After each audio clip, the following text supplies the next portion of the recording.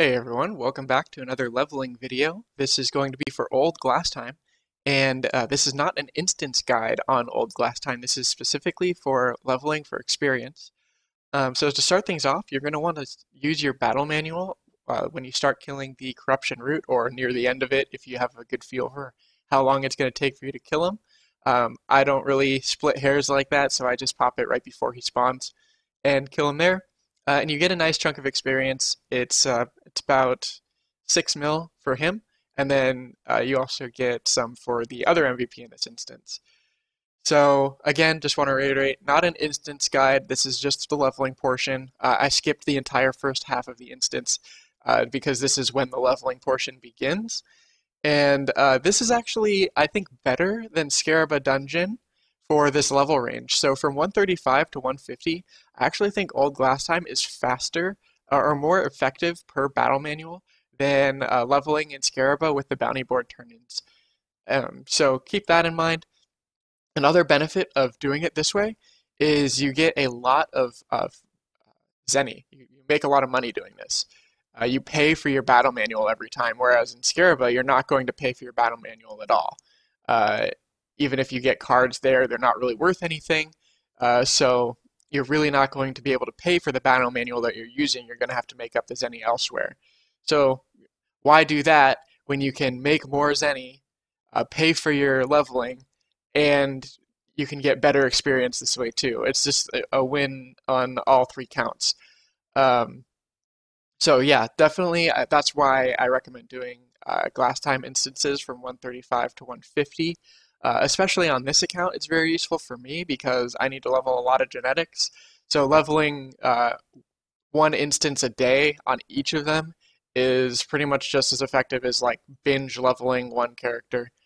Um, so yeah, I mean, it does take a little bit of time because you do have to get to the point where you can use the battle manual, but ultimately it's not that big of a time investment compared to the amount of experience that you're going to get out of it and the amount of money that you make in the meantime. Like the amount of time that you spend is just making you more money. So not a big deal. The level range again is going to be for people that are 135 to 150. That's where the monsters are going to be most effective for you. And pretty much the way that it's done, if you haven't been able to decipher the secret already, is you basically run around and you trigger all of the spawn points, and you ignore the commander when he shows up. And these spawn points pretty much just trigger indefinitely. Until you kill the commander, then the spawn points will stop. But if you just ignore the commander, then you can keep going around and around and around and around. And as long as you don't kill him, it'll keep on going. But so you gotta be careful. That's the one thing that you have to be careful of, is make sure that you don't hit the commander enough times to kill him. He does have significantly more HP than the mobs do. So usually by the time you've run around in a circle a couple of times, even if he stands in the mob, you're not going to kill him before he respawns in another location. Um, so yeah, once he spawns, that doesn't mean that he's spawned forever. That just means that he spawned in that area until you trigger his respawn by killing more mobs. So you'll see him change his spawn point like 20 times because it only takes a couple of minutes to get him to show up. So yeah, just if you keep going around, just make sure that you're aware that he can be there and not to kill him. If you do happen to kill him, then you can go to the other side and you can go there. I prefer this side strongly just because it's such a circular route, whereas the other one you do kind of have to backtrack a little bit on the other side. Um, so you want to farm this side as much as possible. So this video is going to be, if you haven't been able to tell already, is at 3 times speed. So this is half an hour of leveling at 3 times speed, so it's going to be about 10 minutes in total. At the end of the video, we'll go over the drops and all that stuff. So if you want to skip to that, feel free if you feel like you have a good handle on it. But now I do kind of want to talk about the gear recommendations for this. This is not exactly a gear guide. This is a leveling guide where I'm showing you this concept that you can run around in a circle and level in Old Glast Heim, and you have unlimited mobs at your disposal that you know exactly where they are and you don't have to go flying around or hunt around. You know where your spawn points are going to be and you get a good amount every single time.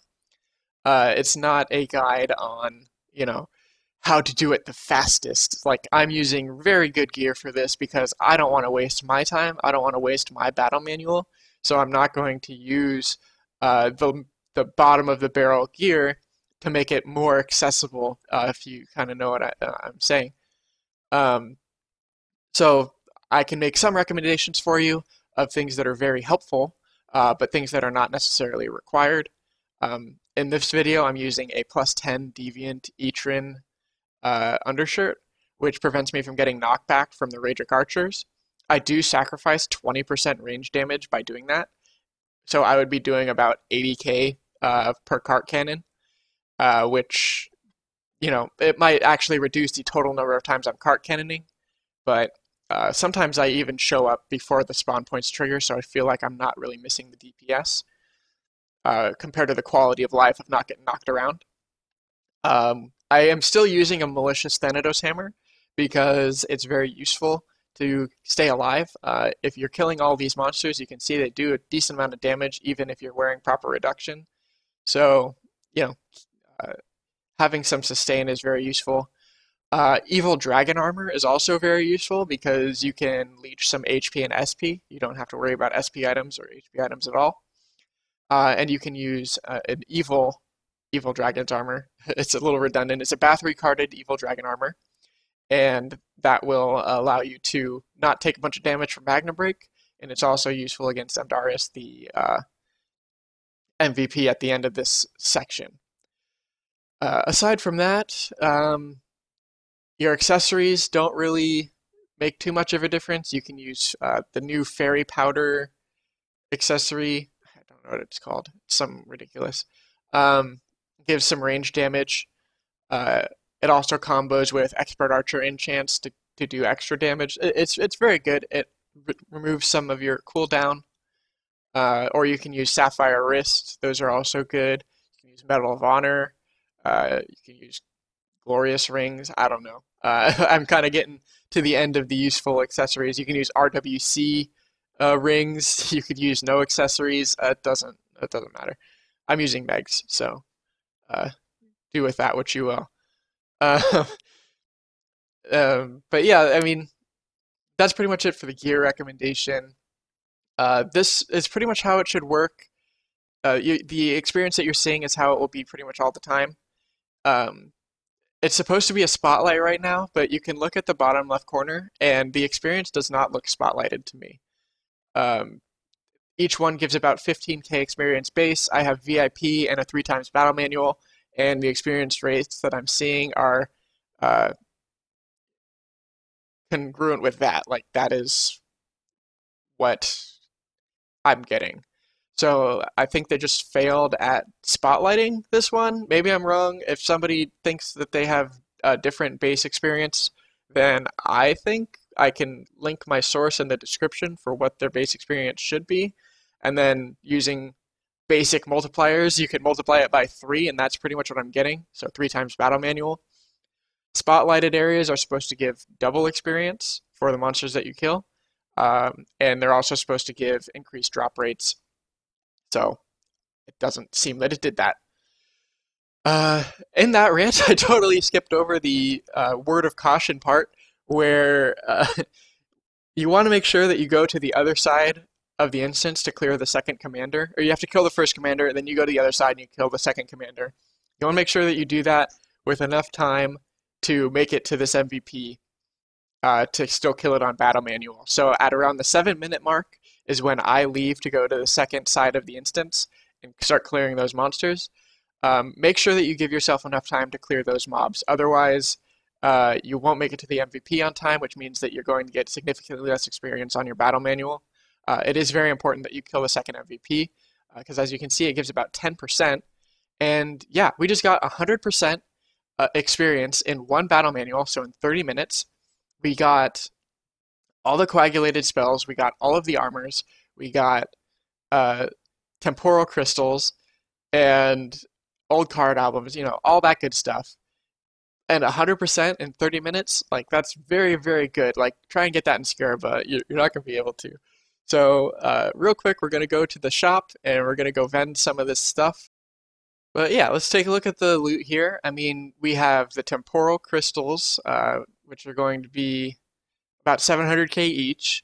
And then you have OCAs, which are about 3 mil each. So if you get two, that'd be like six. I think we only got one, but we got 19 temporal crystals.